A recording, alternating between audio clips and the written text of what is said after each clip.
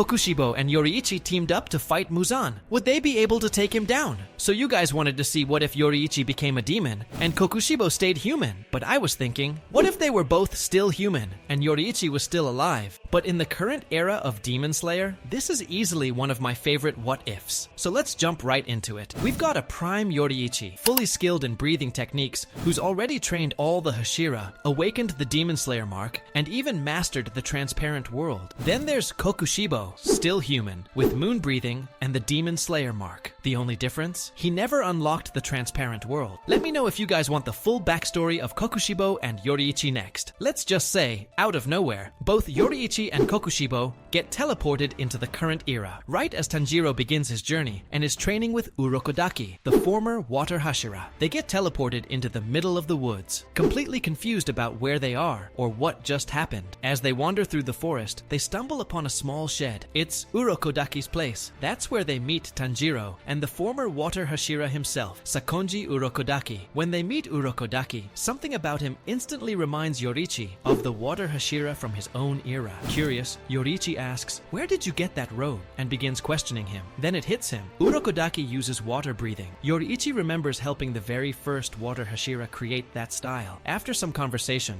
everything clicks. They've somehow traveled through time. This is the future. And worst of all, Muzan is still alive. Yoriichi also notices something familiar about Tanjiro. He looks just like an old friend from the Sengoku era. That friend was the very person Yoriichi once entrusted with the Hinokami Kagura. Realizing this, Yoriichi decides to teach Tanjiro how to truly master it. But we want Kokushibo to stay good in this timeline. So let's say Tanjiro ends up having a meaningful conversation with him. Being as empathetic as he is, Tanjiro senses the jealousy and frustration coming from Kokushibo, just like he once sensed the hidden anger in Shinobu. They talk it out, and for the first time, Kokushibo truly lets go of that jealousy. He accepts that Yoriichi might always be stronger, and for once, he's okay with that. There's no need to become a demon. Final selection goes way differently this time. Tanjiro absolutely dominates. Thanks to his intense training with Yoriichi, he now understands sun breathing on a whole new level. He breezes through the exam with barely any struggle, even taking down the hand demon with ease. After passing, Tanjiro, Yoriichi, and Kokushibo make their way to the Demon Slayer Corps headquarters. That's where they meet the Ubuyashiki family. After meeting with the Ubuyashiki family, Yoriichi and Kokushibo are officially appointed as the two new Hashira, the sun-breathing Hashira and the moon-breathing Hashira. With their arrival, the entire Demon Slayer Corps gets a massive upgrade. All the current Hashira begin to level up under their guidance. Yoriichi, being even stronger than Gyomei, becomes the new gold standard, and Kokushibo, now fully human and on par with Gyomei, proves to be just as valuable. Together, they start training the other Hashira to fight more efficiently, pushing the Corps to a level it's never reached before. Through intense training with Yoriichi and mastering sun breathing, Tanjiro eventually learns how to enter the flawless state, a perfected form of battle focus that Yoriichi excels at. With time, Tanjiro not only taps into it, but nearly matches Yoriichi's control over it. He also begins to grasp the basics of the transparent world, giving him a huge edge in combat. Tanjiro's growth is no longer just impressive. Now things start to get really interesting. Rengoku's on the move to board the Mugen train. Yoriichi, curious about the current state of the Flame Hashira, decides to join him. He wants to understand how the legacy of flame breathing has changed over the generations. So Tanjiro, Yoriichi, and Rengoku all head out together for the Mugen train mission. Once they board the Mugen train, Tanjiro and Rengoku take charge of protecting the passengers, sweeping through the train car by car. Meanwhile, Yoriichi heads straight for the source of the threat. Before Enmu, Lower Moon 1, can even begin his dream manipulation, Yoriichi decapitates him in an instant. No struggle, no delay. With Enmu gone, the entire Lower Moon threat is erased. Thanks to Yoriichi's overwhelming power, the entire situation is handled flawlessly.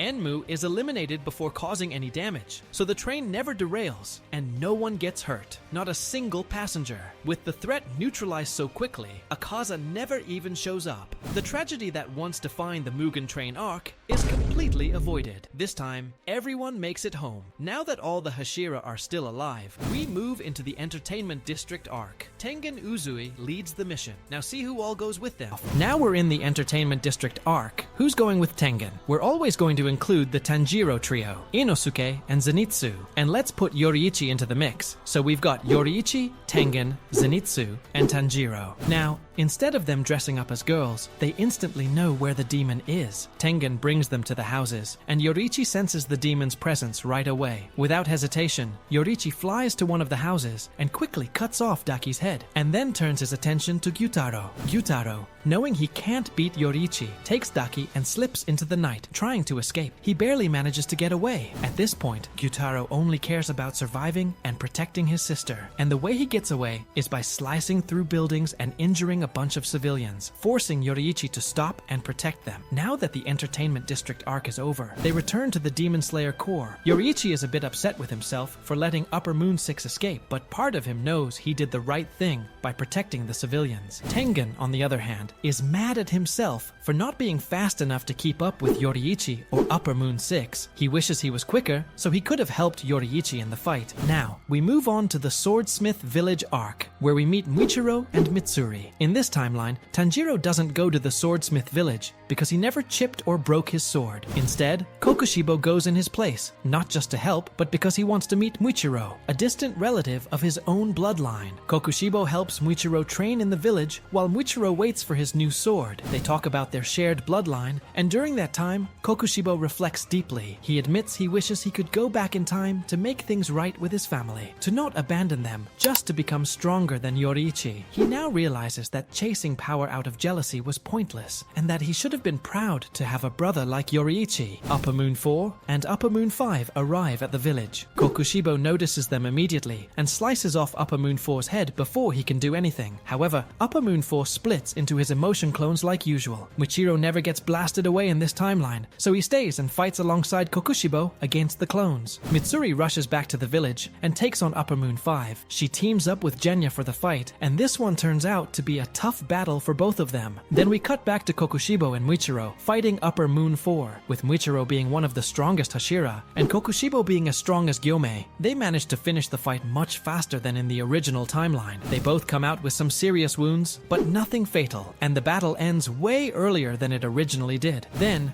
we switch back to Mitsuri and Genya, fighting Upper Moon 5. Mitsuri gets trapped in one of those water prism bubbles, and Genya is doing his best to break her out while holding off Upper Moon 5. Just in time, Kokushibo and Muichiro arrive and team up with them. Together, they manage to defeat Upper Moon 5. Now, after the Swordsmith Village arc and the defeat of most of the Upper Moons, the village doesn't suffer much damage, so they decide to keep it mostly the same. However, they still move operations to a new location just to be safe. The Hashira training arc never happens in this timeline, since they already know about the Demon Slayer mark, the transparent world, and everything else they would have trained for. After the defeat of the two Upper Moon demons in the Swordsmith Village arc, Ubuyashiki puts his plan into motion, teleporting everyone into the Infinity Castle. And just like that, we enter the Infinity Castle arc. Now with Yoriichi, Kokushibo, and an even stronger Tanjiro fully mastered in sun breathing, plus all the extra help, they start wiping out the Infinity Castle. For this timeline, Yoriichi and Kokushibo will face off against a brand new Upper Moon one, created to replace Kokushibo from the original timeline. You guys can name him whatever you want. For now, I'll just call him Upper Moon 1. Yoriichi and Kokushibo make easy work of the new Upper Moon 1. Yoriichi is basically a cheat code in the Demon Slayer universe. He can wipe out almost anyone. The only one who might actually stand a chance against him is Demon King Tanjiro. After their fight with Upper Moon 1, the group gets split up as the castle shifts. Kokushibo ends up facing Doma alongside Shinobu, while Yoriichi goes up against Upper Moon 6. Tanjiro, Gyu, and let's say Gyomei team up to face Upper Moon 3, Akaza. Now let's start with Upper Moon 2, because this is probably the longest fight in the arc. Kokushibo and Shinobu begin fighting Doma, and by this point, Kokushibo already knows about her plan. He can sense it, but he doesn't allow her to sacrifice herself. Kokushibo puts up a serious fight and gives Doma a hard time, but he still isn't powerful enough to finish him off alone. Then suddenly, someone crashes through the wall. It's Sanemi, the Wind Hashira. Now that Sanemi has joined the fight against Doma, Upper Moon 2, their chances increase drastically. Shinobu no longer thinks about her original plan from the main timeline. This time, she believes she can take him down with pure strength and revenge alone. With Kokushibo, Shinobu, and Sanemi all attacking together, Doma is completely overwhelmed. He can't keep up with 3 Hashira at once, and they end up killing him far more easily than in the original timeline. timeline, if you guys are wondering where the other Hashira are, like Rengoku and Obanai, they're off fighting lower moon demons, trying to track down any upper moons, but the Infinity Castle won't allow it, since most of the upper moons are already engaged in battle with other demon slayers. And now we shift back to Upper Moon 3, Akaza, facing off against Tanjiro, Giyu, and Gyomei. In this timeline, Giyu doesn't end up seriously injured during the fight with Akaza. With Gyomei by his side, the fight is much more balanced. The final blow still comes from Tanjiro, who enters the selfless state, a state where he completely erases his killing intent, making it impossible for Akaza to sense his attacks. That's how Akaza is finally defeated. Now we move on to the fight between Yoriichi and Upper Moon 6. Upper Moon 6 gets completely demolished by Yoriichi. He's just way too strong for anyone in the verse to handle. The Hashira help Yushiro take control of the Infinity Castle, just like in the original timeline. Now we get Zenitsu versus Kaigaku, and it plays out just like it did in the original series. Now we move on to Muzan. At first, he wasn't paying attention, too focused on trying to dissolve the poison he'd been injected with. Most of the Hashira had already surrounded him by the time he realized Yoriichi was in Tanjiro's era. In a panic, Muzan kills the demon controlling the Infinity Castle, causing all the demon slayers to be transported out. But now they all regroup to face Muzan together. Muzan's shocked, thinking to himself, how is Yoriichi here? I saw you 500 years ago. How are you still alive? Are you a demon? Muzan tries to split into 1,500 pieces like he did before, but this time, it doesn't work. He's weakened by the drugs, and with Yoriichi, Kokushibo, the rest of the Hashira, and Tanjiro all attacking together, they finally destroy Muzan for good. Thanks to Tamayo's drug keeping, Muzan weakened, and preventing him from splitting apart, they're able to defeat him, with no one dying and fewer people needing to awaken the Demon Slayer mark. Since barely any Hashira needed to awaken the Demon Slayer mark, they all survive, leading to way more happy ending. This is personally one of my favorite what-ifs, because it really shows what could have been. Shinobu and Giyu finally get to be together and live a peaceful life, something that felt impossible in the original timeline. It always felt tragic how they never truly got to talk. Then we have Obanai and Mitsuri's love story, which finally plays out fully. They become a happy couple and live the peaceful life they always deserve. Michiro also learns more about his ancestors, and without the burden of the Demon Slayer mark, he's able to live a full life. Since he was the last of his bloodline, this time, it doesn't end with him. His family line continues on, and he finally gets the piece that was stolen from him in the original timeline. What if Nezuko was an Upper Moon demon? Take on this video right here, and make sure you leave a like and subscribe.